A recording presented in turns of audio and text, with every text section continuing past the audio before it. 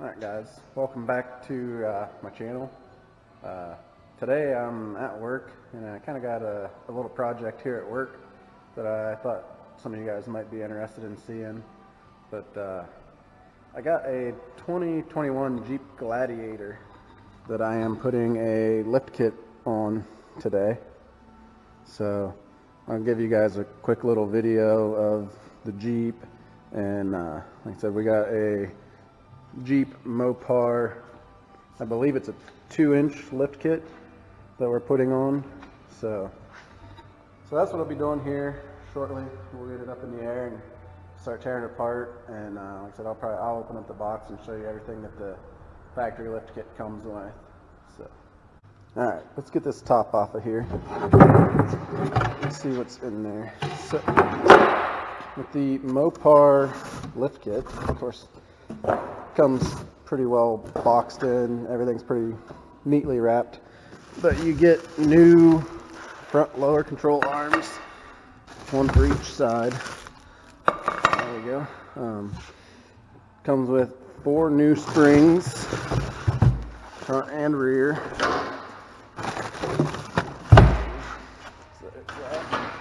And then comes with new spring isolators, go on the front axle. And then you get the shocks, comes with new front and rear stabilizer links, and then bump stops. And then this here's the instructions, and it comes with bolts and hardware for the bump stops and stuff too. So yeah, there's not a whole lot in there, but it is awful nice that, you know, everything's pretty neatly organized, and they also give you pretty good instructions.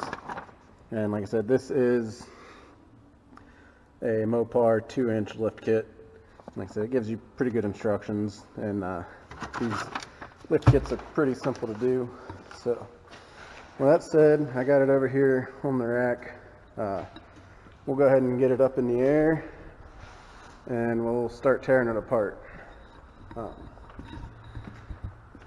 One of the downfalls to this lift kit, unfortunately, is that the customer is actually putting their own wheels and tires on it, so I won't be able to show you a finished product of this with the bigger tires and stuff on it.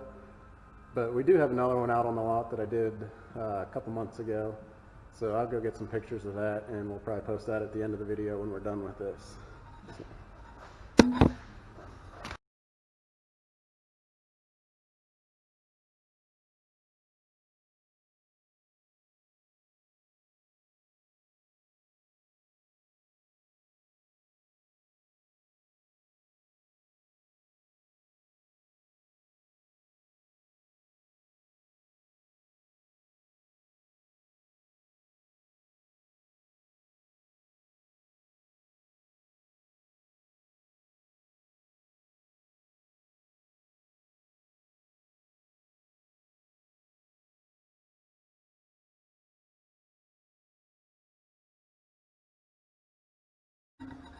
Alright, I got all the factory components off, got the springs, got the shocks out, got the sway bar links off.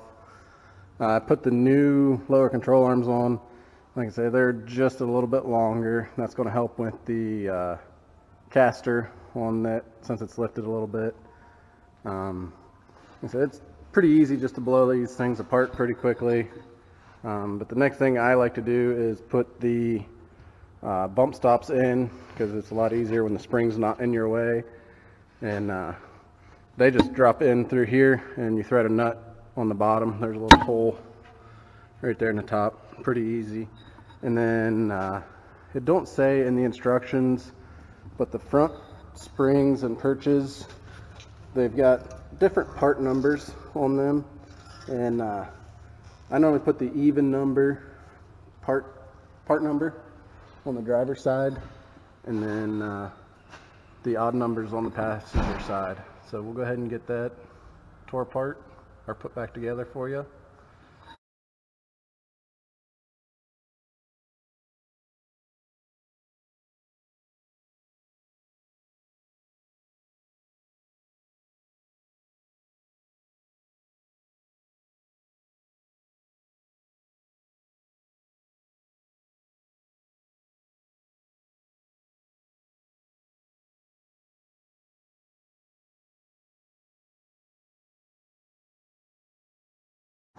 Alright, so we got the springs in, and like I said, I put the even number, part number on the driver's side, and then the odd number, part number on the passenger side.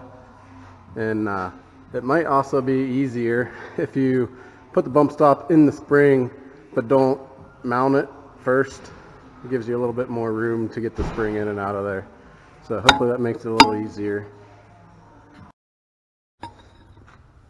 Alright, on these Mopar Fox shocks, they've got this little step on the top of the shocks, and you want to make sure when you put that in that that part goes in towards the frame, and then also on the bottom it's offset, and you want to make sure that it is offset out towards the wheel, so it should step out a little bit for you.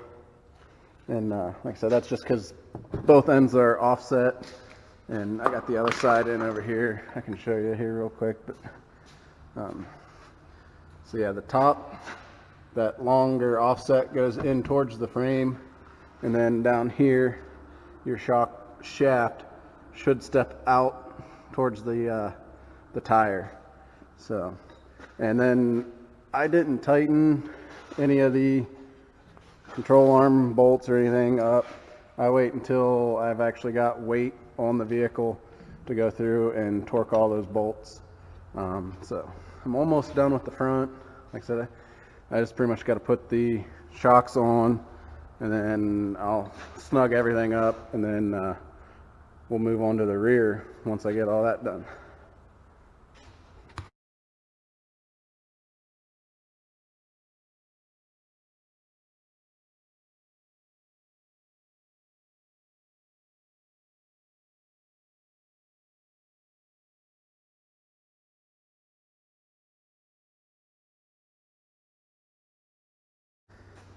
Alright, so we got the front end all done. Like I said, I need to torque all the control arm bushings and stuff, but I'll pull it over onto the drive-on rack, and I'll retorque all those with weight on the suspension.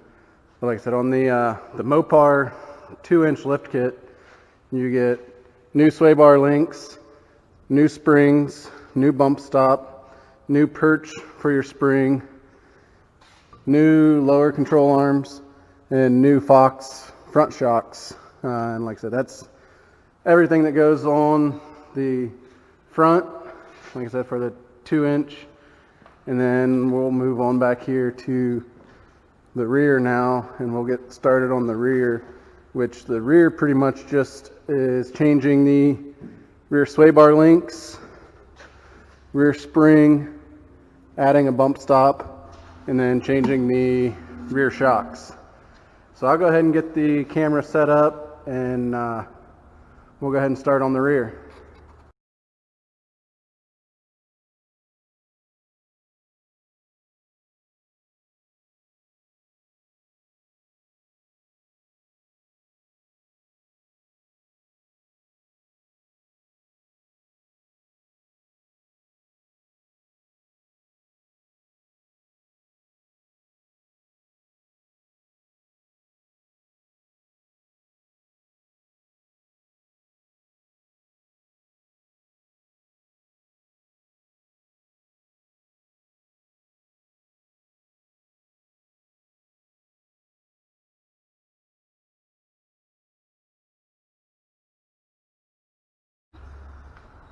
Alright guys, we got the rear pretty much all done. One thing I always do is I loosen up all these control arm bushings, and I did that on the front too. But I loosen them all up, that way everything can pivot, and these bushings don't bind up once you lift it, because they're all going to ride in a different spot after the lift kit anyhow. And like I said, they're just solid rubber bushings, so if you don't loosen them, they get twisted and they'll bind up a little bit. So like I said, I always loosen all those, and like I said, this one is just pretty much the rear shocks, springs, and stabilizer links, and then they put a new plate right here for your bump stop. So the rear is pretty simple. Like I said, pretty much got the rear all done, and I'll do the same thing. I'm going to I'll tighten the stuff up now, but I'm going to pull it over here onto the alignment rack, and I'll retorque all those bushings and stuff with the weight of the vehicle on those bushings and stuff. That way it kind of helps them last a little bit longer. So I'll go ahead and get all this stuff tightened up, and we'll get the wheels back on it and get her dropped down on the ground. So we'll see you in a few. Alright guys, there she is. She's back on the ground. Like I said, that's a 2-inch lift according to Mopar. And like I said, the other thing that kind of stinks is the customer is putting his own wheels and tires on it, so I don't have the luxury of showing you what it looks like with the bigger tires and stuff on it. But I did measure the ride height up to the fender wells before and after. And before, the front was at 36.5, and after it's at about 40.